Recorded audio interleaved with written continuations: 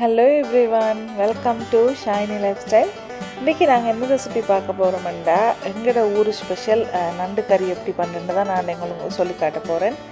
வாங்க வீடியோக்குள்ளே போய் பார்ப்போம். இதுக்கு முதல்ல ஒரு கடாயில் நான் ஒரு கப் தேங்காய் பூ எடுத்திருக்கேன், ஃப்ரெஷ் தேங்காய் பூ. அதை நான் எல்லாமே போட்டு நான் இதை நல்லா வறுக்க போகிறேன். இந்த தேங்காய் பூ வறுத்து கொண்டு போக்குள்ளேயே நல்ல ஒரு அரோமாண்டு வரும். அந்த அரோமா வரும் வரைக்கும் நீங்கள் தேங்காய் பூ நல்லா வறுக்கணும்.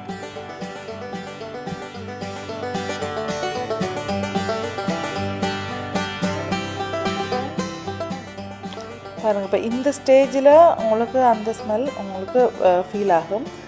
அதுக்கு பிறகு நான் இதை ஒரு மிக்ஸி ஜாரில் போட்டு நான் இதை லைட் அரைச்செடுக்க போகிறேன்.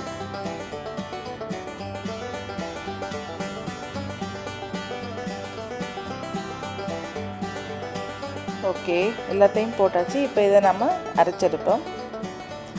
ஓகே, இப்போ நான் அதே கடாயில் நான் எண்ணெய் விடுறேன்.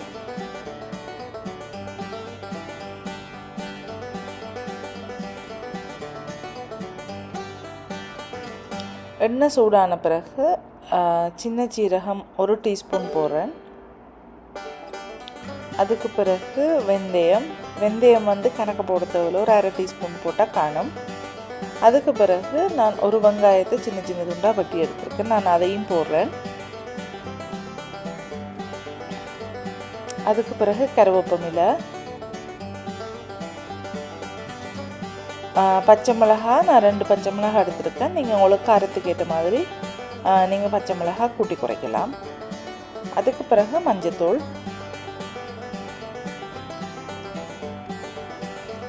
இது வறுத்தரைச்ச மிளகாத்தூள், இது எங்களோட ஊர் மிளகாத்தூள். இது எப்படி பண்ணுறேன்னு சொல்லி நான் ஏற்கனவே ஒரு வீடியோ போட்டிருக்கிறேன், நீங்கள் போய் செக் பண்ணி பார்க்கலாம். அதுக்கு பிறகு நான் நண்டை இதுக்குள்ளே போட்டு நான் இது 1 kg நண்டு எடுத்திருக்கேன். அதையும் போட்டு இதை இப்படியே அவிய விட போகிறோம். நண்டு தண்ணி விடும். ஸோ நீங்கள் அவ்வளோ தண்ணி போட தேவையில்லை, ஒரு கொஞ்சம் நீங்கள் எக்ஸ்ட்ராவாக தண்ணி ஆட் பண்ணிங்கன்னா சரி.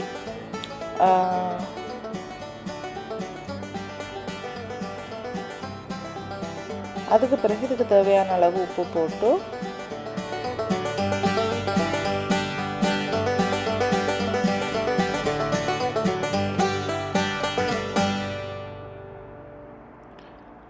ஓகே, நான் இதுக்கு தேங்காய் பால் விடுறேன். தண்ணிக்கு பதிலாக நான் 1 கப் தேங்காய் பால் எடுத்துருக்கேன். நீங்கள் தேங்காய் பால் இல்லாட்டியும் பரவாயில்ல, நீங்கள் தண்ணி ஊற்றியும் இதை அவிய விடலாம். ஓகே, இந்த தேங்காய் பூ நான் அரைச்சி எடுத்துட்டேன்.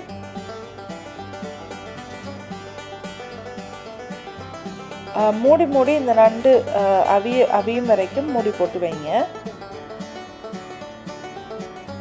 ஓகே, இந்த ஸ்டேஜ்லேயே நான் அரைச்ச தேங்காய் பூ எல்லாத்தையும் நான் இதுக்குள்ளே சேர்க்குறேன்.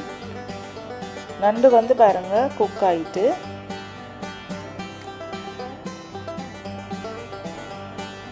அடுத்தது நான் பழப்புளியை கரைச்சி எடுத்திருக்கேன், நான் அதையும் இதோடு சேர்க்குறேன். அது உங்களோட நண்டுக்கு ஏற்ற மாதிரி, நண்டோட அளவுக்கு ஏற்ற மாதிரி அது டிஃப்ரெண்ட் ஆகும். ஸோ நீங்கள் உங்களோட அளவுக்கு ஏற்ற மாதிரி நீங்கள் கூட்டி குறைக்கலாம். அதுக்கு பிறகு கொஞ்சம் தண்ணி விட்டு நான் இதை நல்லா மிக்ஸ் பண்ணி எடுக்க போகிறேன். கொஞ்சம் கறி நல்லா வற்றும் வரைக்கும் நீங்கள் அப்படியே விடுங்க. ஓகே, நண்டு குழம்பு ரெடி ஆகிட்டு. இந்த ரெசிபி பிடிச்சிருந்தா நீங்களும் மறக்காமல் உங்களோட வீட்டில் ட்ரை பண்ணி பாருங்கள். அதோடு மறக்காமல் இந்த சேனலை சப்ஸ்கிரைப் பண்ணி கொள்ளுங்கள். தேங்க்யூ.